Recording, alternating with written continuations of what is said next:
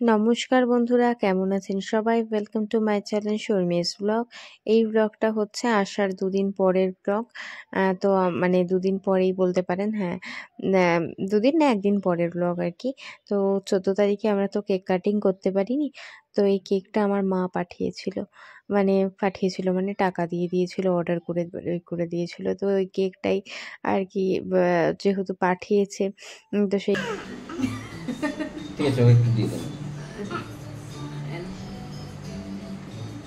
এটা কি হচ্ছে? Happy 3rd anniversary.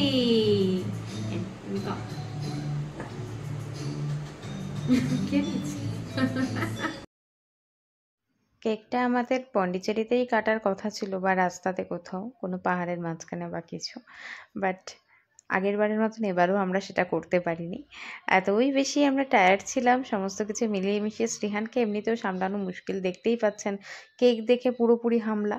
তো সুরজিৎ বলেছিল পন্ডিচেরিতে আমি একটা কেক নিয়ে নিয়ে ওখানে কাটবো, বা এরকম কিছু আমাদের প্ল্যানিং ছিল, বাট আর হয়ে ওঠেনি। ফুল নাইট জেগে না, তারপরে আর এত মানে এনার্জি থাকে না আর কি। তাই ভাবলাম যখন আজকে সেলিব্রেট করা হচ্ছে, তারপর মা বললো কেক কাটিস নি তোরা?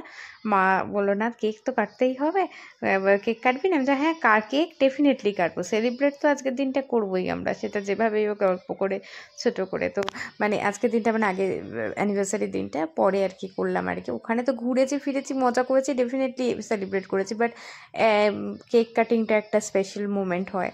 তো প্রত্যেক বছর আমরা কাটি এটা। তো বললাম ওটা তো করবোই, বাড়িতে গিয়ে তারপর করবো। মা বলছে ঠিক আছে, তাহলে কেকটা আমি পাঠাবো। ওকে ঠিক আছে, পাঠিও।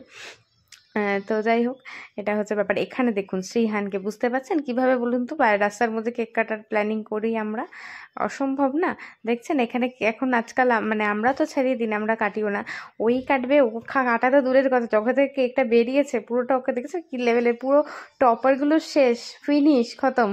এবার আমার কেকটা জলদি জলদি করে সরাতে হবে আর কি, না হলে হয়ে গেল। না হলে আর ছেড়ে দিন। আজকে মানে এমনিতেই বাচ্চাদের বেশি এইসব দেওয়া তো ঠিক না, কিন্তু আমি আর পেরে উঠি না। তো আগের দিন কেনা হয়েছিল এই ডলটা, তাই ভালো আপনাদের সাথে পুরো ভিডিওটা শেয়ার করি। এমনি কিছু স্পেশাল বলতে এমনি কিছু ওরম কিছু স্পেশাল না, এমনি খুব টায়ার্ড আমরা, একদিন পরেই এইটা আমরা সেলিব্রেট করলাম আর কি। মানে একদিন পরে হলেও খুবই টায়ার্ড, এখনও মনে হচ্ছে ঘুমিয়ে ঘুমিয়ে কাটাই, কিন্তু স্টিল তার মধ্যে একটা মানে কাণ্ডও ঘটে গেছে। তো আমরা না যা সমুদ্রের জলের যা ড্রেসপত্র যেগুলো ভিজে গেছিলো, সেগুলো একটা প্যাকেট করে রেখেছিলাম। তো আমার যে কাজের দিদি আছে, সে বুঝতে পারিনি, না বুঝতে পেরে সে বাইরে রেখে দিয়েছে, পুরোটাই সুইপার নিয়ে চলে গেছে। ওই কারণে সুরজিতের সমস্ত নতুন নতুন জামা কাপড়, আমার ছেলেরও দুটো নতুন জামা কাপড়, সব কটা আমরা গেল আর কি। একবার জাস্ট পরেছে, জানেন, মানে কি আর বলবো, কিছু করার নেই। তো আগের দিন তো এই ডলের দোকানের ওটা ভিডিওটা বানানো হয়নি, মানে একদমই বানানো হয়নি ডলের, মানে আসলে শ্রীহান সেই সময় ডলগুলো দেখে এমন করছিল, আমি আর ফোন বের করে ভিডিও বানাতে পারিনি। ওই কারণে ভাবলাম তো আজকে দেখুন, অ্যাকচুয়ালি ওর পাপা বলেছিল, আমার না একটা টেডি ছিল বড়, তো এই টেডিটা অনেক সফট কালারের, নোংরা হয়ে গেছিলো, ওটা না ঠিকমতো আর ওয়াশ করা যাচ্ছিল না, মানে খুব ডিফিকাল্ট। তাই বললো একটু ডার্ক কালারের একটা তোকে কিনে দেবো তোরই সাইজের। তাই এটা কিন্তু আমার সাইজের, জানেন তো।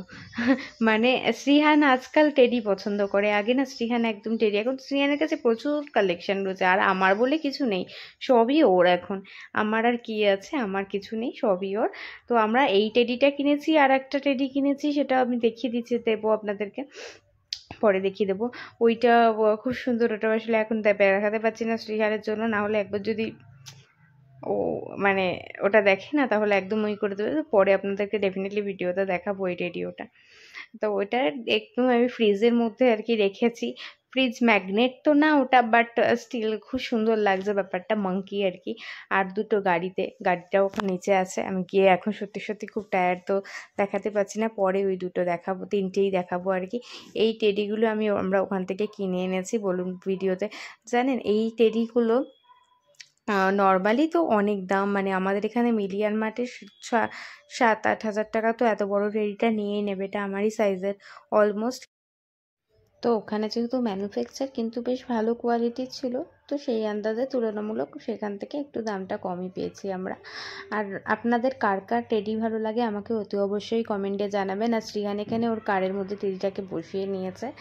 তো যাই হোক বন্ধুরা, ভিডিওটা ভালো লাগলে অতি অবশ্যই একটা লাইক করে দেবেন। এটা একটা ছোট মিনি ব্লগ ছিল।